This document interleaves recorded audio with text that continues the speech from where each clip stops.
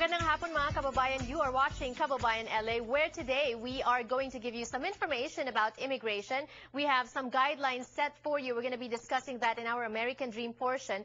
This is for eligibility for deferred action for young dreamers. Also in finance, we're going to give you some options para po dun sa mga nababaon sa utang, nahihirapan makabayad.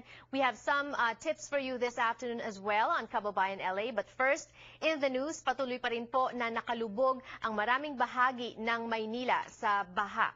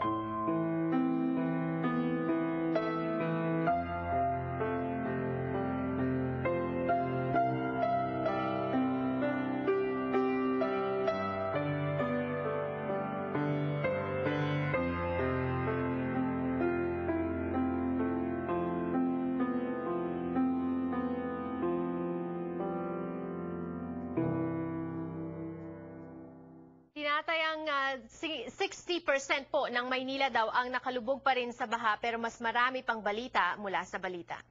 Pinoy na Pinoy, Weekend Balita.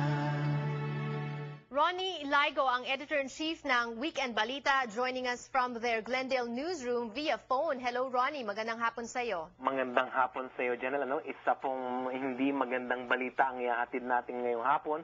Kasi po, more than 1 million of our kababayans in Metro Manila are battling itong mga tinatawag na parang malaundoy na baha, ano? At yun na nga, ang nasabi ko nga, more than 1 million people are affected. At iba pong mga areas po ay kasing lalim po, hanggang leeg po ang tubig, ano? Kung hindi man gadibdib, hanggang leeg pa po ang lalim ng tubig na kanilang dinadanas ngayon. And let's clarify that, Ronnie, you mentioned Malaondoy, and we will remember Ondoy was a typhoon that hit the Philippines in September of, was it 2009? 2009, yes. Yes. And ngayon naman, Ronnie, they're saying that this isn't even a typhoon. Yun na nga monsoon rains, ano? Monsoon rains lang po, pero more than 27 inches of rain in just the last 3 days. Ito po, yung 27 inches to, higit po ito sa kabuwanan ng buong August, ano? 27 inches daw ang bumagsak ng the last 48 hours at marami pa pong ulan na na-experience na po nila ito pong nakaraang Wednesday night sa ating bayan. And if we will remember in Ondoy, dahil na-break yung mga dam, no, biglang tumaas yung tubig. Ito, gradual ba yung pagtaas at nakapagprepara ba yung mga mangilan-ngilan sa ating mga kababayan? Alam mo, yun nga ang masakit sa mga ibang balita nakita natin at nabasa natin na sinasabi nga,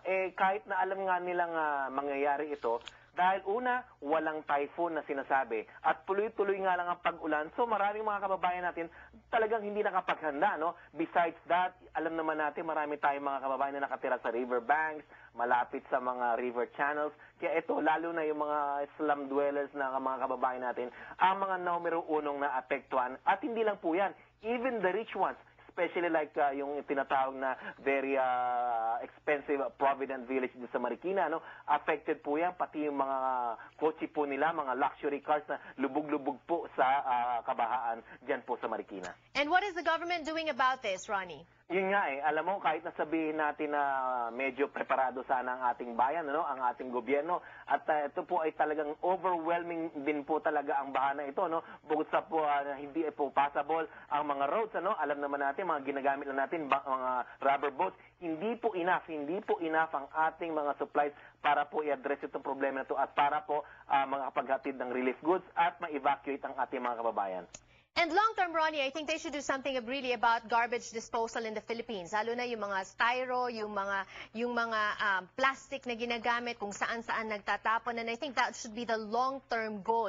Meanwhile, sinabi naman ni Goles, na Parañaque Representative Roylo Goles, na ngayon ang focus sana ng Kongreso is to pass the RH bill. Mukhang dapat itaas muna, maging focus muna ng Kongreso ang pagtaas ng calamity fund. Alam mo, hindi ka tawa-tawa yung mga comments ng mga iba dyan, yung mga religyoso na sinasabing, ito raw siguro, itong baha nito parusa dahil nga mukhang pinag-uusapan itong reproductive health bill na ito, na kung saan ino-oppose ng simbahan yan, na magbibigay ng mga contraceptives, libreng contraceptives sa ating mga kababayan, At sinasabi nga ngayon na si Parañaque Congressman Roylo Goles na isa pong nag-o-oppose congressmen dito sa reproductive health bill.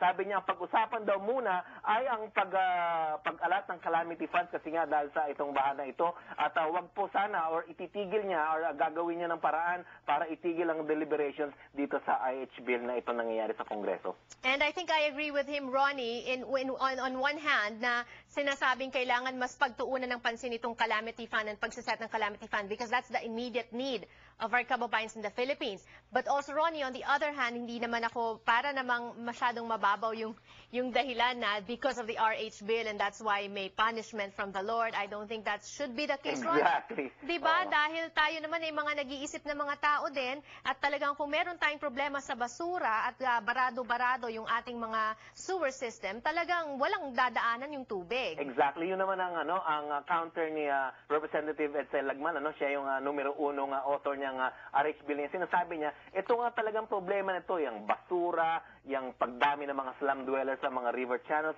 Ito kasi brought about by the population explosion at nangyayari nga yan hindi lang sa Metro Manila at actually sa buong bayan natin. Imagine we have 90 million people at ito po ay of course, sinasabi mo nga ng isang araw, ang average family size natin yata ay 6.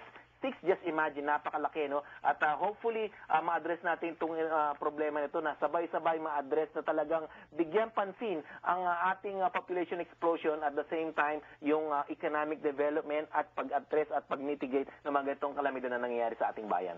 Thank you so much, Ronnie. Alam ko mas marami pang balita and where can we get that? Oo, sa amin pong, of course, sa amin pong mga pahayagan, US Asian Post at saka Weekend Balita at yung aming mga both websites, weekendbalita.com at usasianpost.com. Maraming salamat. More power to you and to the rest of the Balita family. Maraming salamat po sa inyong lahat. That was Ronnie Lago, Editor-in-Chief of Weekend Balita. Gaya ng sinabi niya, mas marami pa pong balita sa kanilang mga pahayagan, also on their website. Meanwhile, here on Kababayan LA, ang balita tungkol sa Deferred Action for Dreamers Immigration Update. When we return on the show, don't go away.